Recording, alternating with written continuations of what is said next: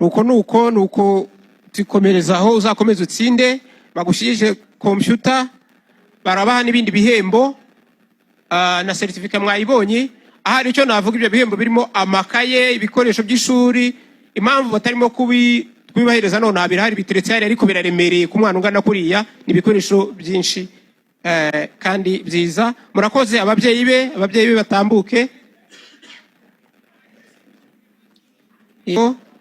nuko uzakomerezaho uzakomeze no mu myaka iri imbere uhesha ishima umuryango n'igihugu nuko mubaha amashyi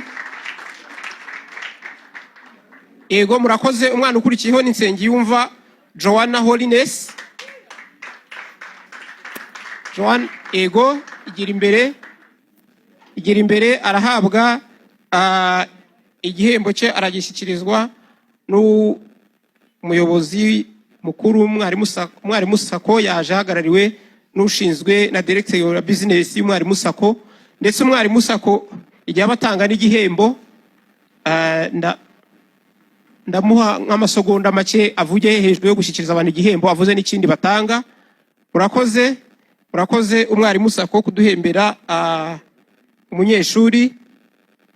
nawe arahabwa ibikoresho kimwe n'iby'abandi igihembo kirimo computer certificate n'ibindi bikoresho byagenewe abana bibafasha kwiga yego n'ababyeyi be twasaba cyangwa abandi baje bamuherekeje bakigira imbere bagafata iyo foto y'urwibutso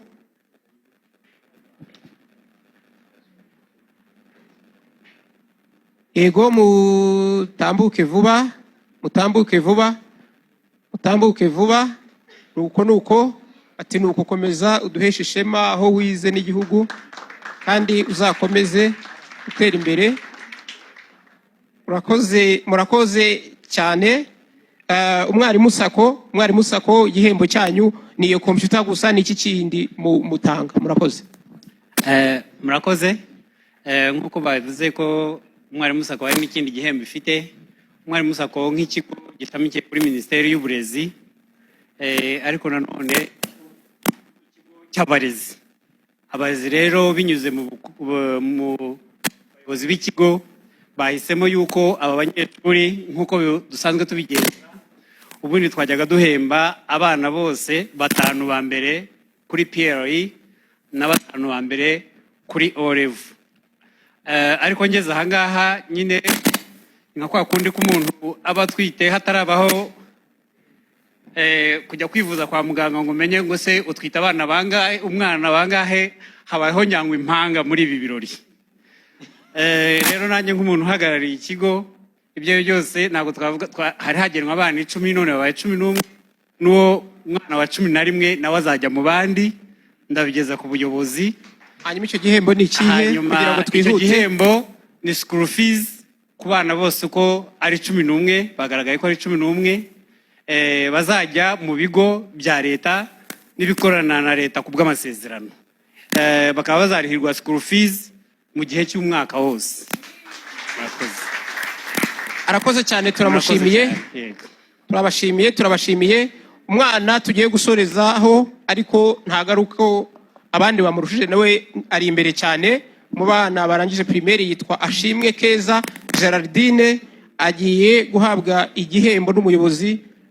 w'ishami rya UNESCO mu Rwanda nahoze mureba yatambuka akigira imbere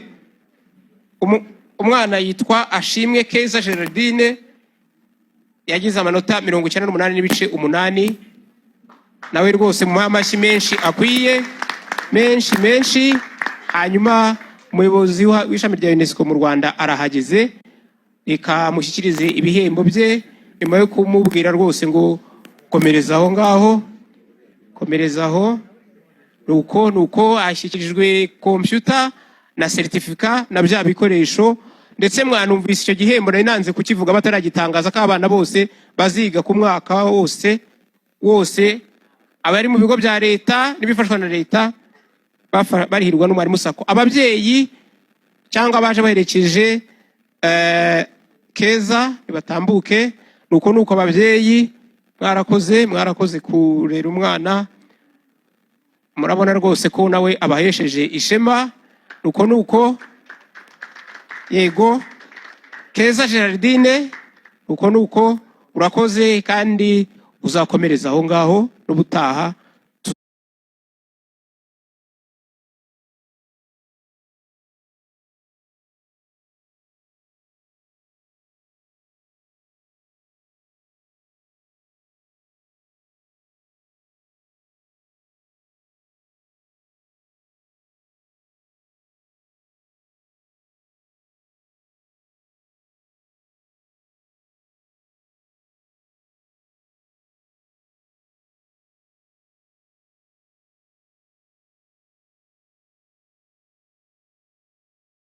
Uzakubone uri mu bimbere. Murakoze.